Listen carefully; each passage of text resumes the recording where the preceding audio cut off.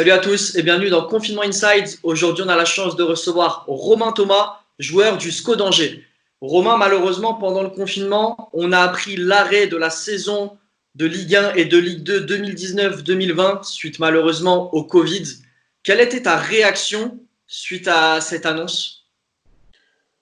Bon, j'avais hâte, en fin de compte, pour en discuter régulièrement avec les joueurs de l'équipe, on avait hâte d'être fixé sur notre sort parce qu'on s'entraînait en pensant reprendre. Bon, la saison était terminée.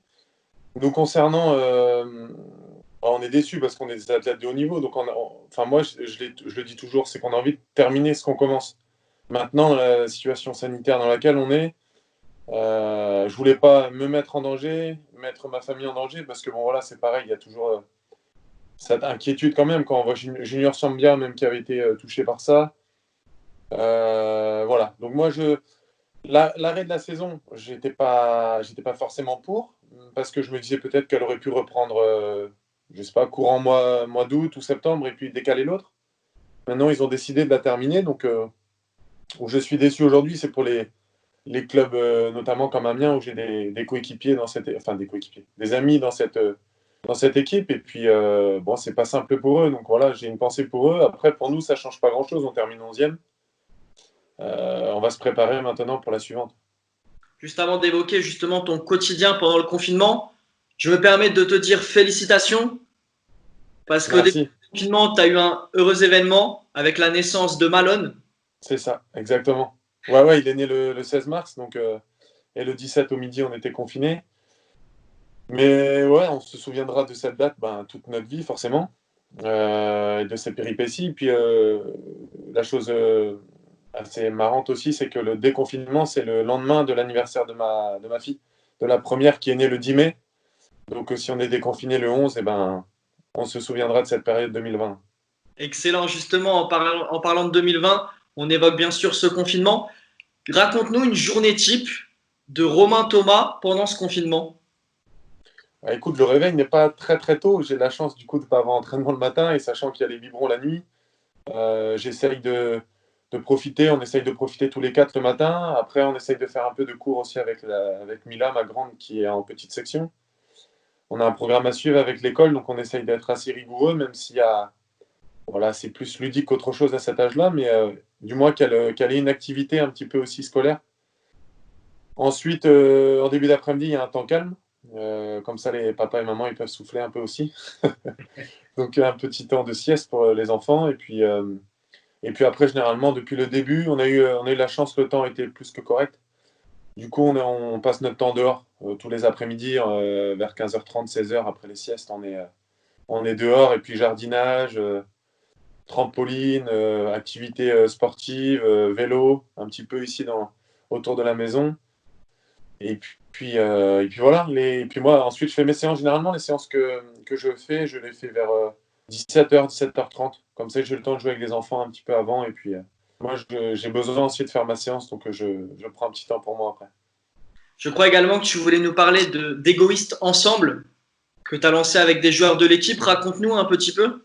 Oui, en fin de compte, c'est un ami à moi qui a lancé ça à la base, Tanguy Mercer, qui est breton comme moi, finistérien aussi d'origine. Du coup, il a lancé cette association. À la base, il a lancé une structure de sport, une salle de sport pour qu'on essaye d'appuyer sur la mixité entre les personnes valides et handi. Donc ça, c'est une salle de sport qui a été ouverte sur Beaucouzé, ici, près d'Angers. Je me suis associé à lui avec Vincent Manceau. Et de là, on s'est dit, pourquoi pas lancer une association, toujours dans le même esprit, c'est-à-dire venir en aide aux personnes en difficulté, pour permettre de leur enfin, pour qu'ils puissent réaliser leurs rêves, notamment faire un marathon, par exemple, en fauteuil. Il a fait 2 ou 3 marathons en poussant les fauteuils pour les personnes, les enfants handi. Et du coup, Égoïste Ensemble, oui, c'est ça, c'est récupérer un maximum de dons pour. En même temps, la période est propice à ça pour venir en aide au personnel soignant et au personnel en difficulté ou les gens atteints du Covid, tout simplement. Donc voilà, on essaye de faire, notamment avec la vidéo qu'on a postée il y a quelques jours, on essaye de toucher le maximum de gens. Voilà, alors bien évidemment, il y a différentes causes qui sont lancées, mais on voulait aussi participer à ça parce que c'est pleinement dans l'état d'esprit de la salle de sport lancée il y a quelques temps maintenant, et puis l'association qui est toujours voilà, pour venir en aide aux personnes en difficulté.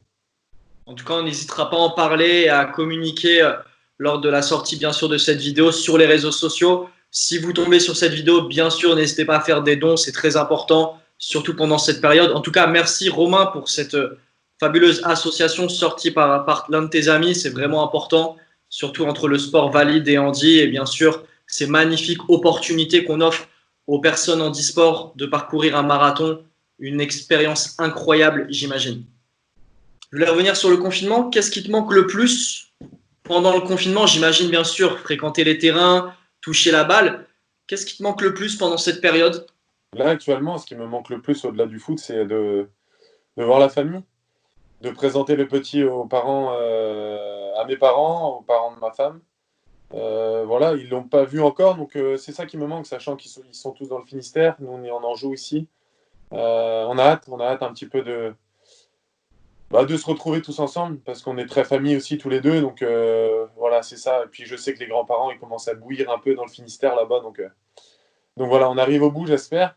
Et puis après, ensuite, évidemment, c'est au-delà du foot, c'est plus le lien social. C'est le lien social que, enfin, moi, je sais que j'aime bien discuter avec les gens, donc euh, l'ambiance du vestiaire, enfin voilà, rigoler un peu tous les jours avec les copains de foot. Et puis après, c'est sûr qu'on n'est pas fait pour vivre comme ça, hein. Je le dis régulièrement, mais l'être humain a besoin quand même d'avoir un lien social quotidien. Donc c'est bien d'être en famille, c'est clair. Maintenant, on a besoin aussi des fois de s'ouvrir un peu l'esprit et d'aller voir d'autres personnes pour discuter d'autres choses aussi. Justement, on parlait du vestiaire, des coéquipiers. Est-ce qu'il y a un groupe WhatsApp ou est-ce que vous faites souvent des appels visio entre les joueurs pour justement garder contact? Appel visio, non. Groupe WhatsApp, oui, il est actif toute la saison. Donc généralement, voilà, comme dans tout groupe WhatsApp, il y a plusieurs bêtises qui sont mises dessus, mais il est important parce que le coach, je sais qu'il fait appel à moi notamment pour faire passer pardon, des messages au groupe. Donc voilà, on est toutes les choses importantes, notamment le doc du club aussi qui nous laisse des petits messages là-dessus. C'est un groupe uniquement joueurs, mais les deux, trois cadres, entre guillemets, enfin, qui sont dans le groupe quand il y a des entretiens avec le coach, c'est nous qui passons les messages au reste des joueurs. Donc c'est bien. Il a été actif et puis j'espère qu'il restera actif quand on va reprendre la saison. Enfin, la prochaine saison. C'est ça. Est-ce que tu as une passion à nous partager en dehors du football? Bah, moi, je suis très sportif, hein. Donc, dehors du foot, j'adore le tennis, Ouais. le basket, l'athlétisme. Enfin, je suis tous les sports. Je suis assez accro à tout ça. Et puis voilà, non, sinon, rien de bien spécial. Un peu de lecture et puis les séries télé aussi que j'aime bien suivre de temps en temps, même si là, j'avais un petit peu moins de temps avec les enfants. Mais voilà, un petit peu de jardinage, aller prendre l'air aussi, ça me plaît bien, même si je ne suis pas un grand bricoleur. Justement, en parlant de série, tu as une série à nous conseiller pour cette fin de confinement, on va Bah, dire? là, je suis à Pierrick Capel, il m'a mis sur une série Viking. Ouais. Et bon, je ne connaissais pas du tout. J'étais pas forcément attiré par ça un peu. Enfin, bon, c'est. Mais en fin de compte, je suis à fond dedans maintenant. Et tu vois, je vais finir la saison 5 là. Et tu vois, il y a la saison 6 qui est sur Canal+, je crois. Donc, écoute, Viking, ça m'a bien plu. Même si à la base, je me disais sur quoi il me lance Mister Capel. Mais écoute, non, ça, c'est bien, c'est intéressant. On parlait de foot. Tu t'es déjà posé cette question pendant cette carrière? Si tu n'étais pas devenu joueur de football professionnel, quel métier aurais-tu fait? Bah, tu sais, moi, ma carrière professionnelle, elle a été un moment à l'arrêt. Donc, avant que je parte au stage du NFP avec tous les joueurs en fin de contrat, j'ai été faire. Je crois que je me serais lancé peut-être à fond. J'avais commencé une licence STAPS que j'ai pas pu terminer. Bon, parce que j'ai repris après j'avais des contrats, enfin, un contrat pro, c'est difficile d'allier les deux. Mais bon, je crois que je suis resté dans le milieu du sport. Parce qu'actuellement, je suis en train de passer mes diplômes aussi d'entraîneur. J'essaye, je pense que mon avenir était écrit pour que voilà, il soit dans le milieu sportif. Après, où, comment, je sais pas. Mais éducateur de jeunes, je pense que ça aurait été. Ouais, c'est ma filiale, je pense. On va revenir un petit peu sur la saison malheureusement qui est terminée. Quel est le joueur cette saison qui t'a fait la plus forte impression sur le terrain? que tu as pu rencontrer? Je ne veux pas être très innovateur, mais les deux artistes du Paris Saint-Germain, je pense que c'est ce qui se fait de mieux et de loin dans notre championnat. Ouais, ils m'ont.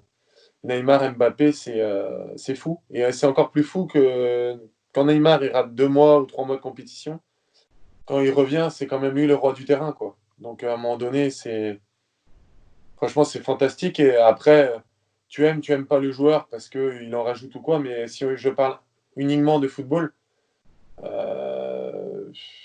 je sais pas qu'est-ce qu'on peut dire de ce joueur parce que il peut faire gagner des matchs à lui tout seul. Et puis Neymar, Mbappé, peu importe, je les mets les deux dans la même catégorie. Donc j'espère que Paris va gagner un de ces quatre, la Ligue des Champions. Comme ça, je pourrais dire et on pourra dire les joueurs actuels qu'on a joué contre le Paris Saint-Germain, vainqueur de la Ligue des Champions. Et ça me plairait bien.